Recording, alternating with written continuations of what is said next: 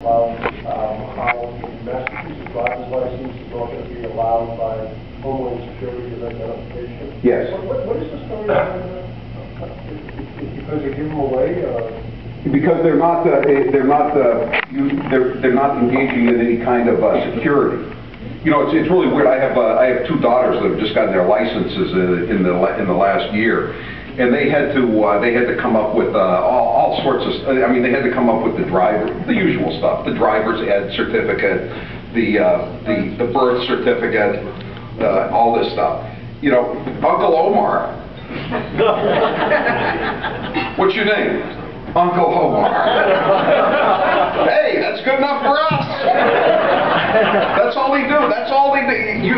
You can't believe. Go to the Registry of Motor Vehicles website in Massachusetts, and you won't believe it. They might as well say, here's the set of rules for U.S. residents and legal aliens. Here's the set of rules for illegal aliens, and that would be a blank page. And so they're just going to. We're one of the 5 states that basically has no security, and they're going to they're going to just like not. That's going to be I'm telling you, that'll be quite a surprise, won't it, when everybody flies to Florida for Christmas, and then they decide to come back on New Year's Day, and they get turned away at the gates everywhere, not just in Florida, everywhere in the world, in the United States, they'll be turned away unless something happens.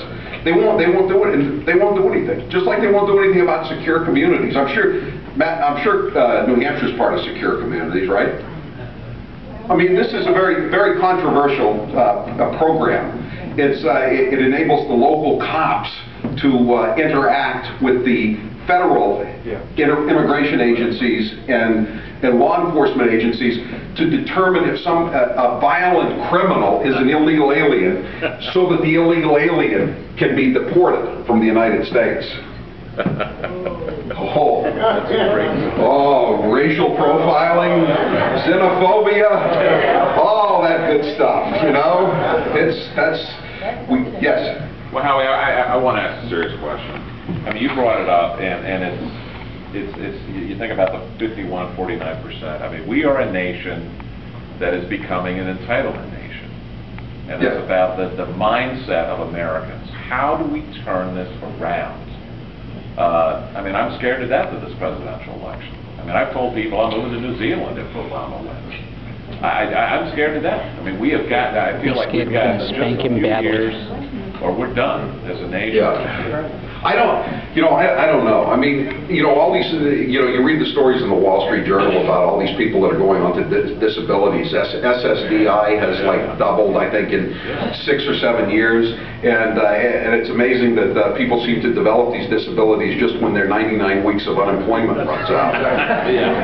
But you know, in a way, I mean, it's appalling that they do it, and they're obviously ripping off the system. But you know, what are they supposed to do? There aren't any jobs. You know, I mean, the economy's cratered. The economy's got to be turned around. I mean, the first thing you have to do is just end the welfare state. Somehow you got to end the welfare state.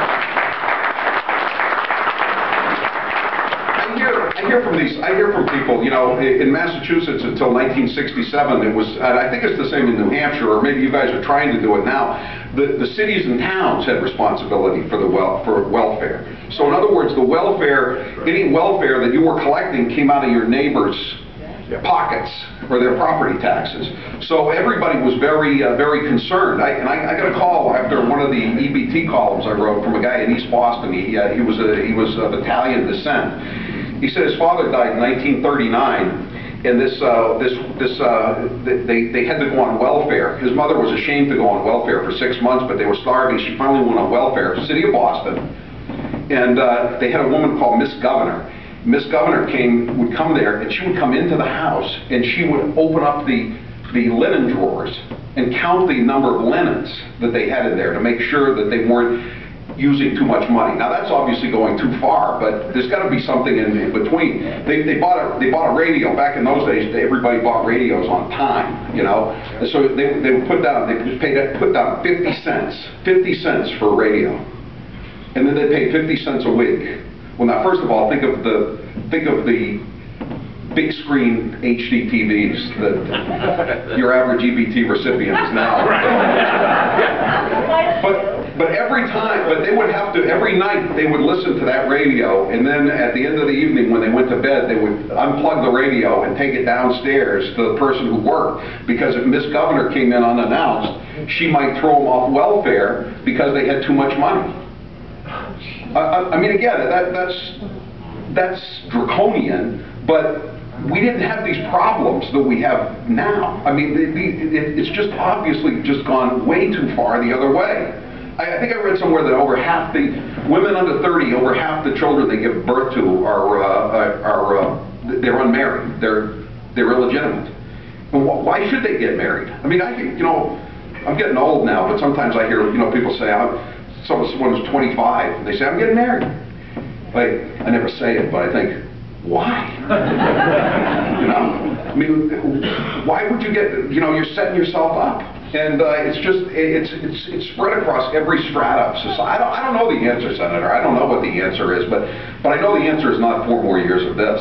Of having these people, these federal officials going around trying to recruit more people for the welfare rolls. By the way, I like to say, one reason I want to get out of RKO is it's not doing very well financially, if you've noticed from the public service announcements that seem to dominate my show, and I have the best rated show in the station.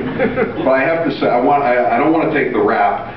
I am not the one who runs those Paul Hodes PSAs after all this time. I have nothing, they irritate me as much as they irritate you. And I think we've cut them back a lot in the last few months.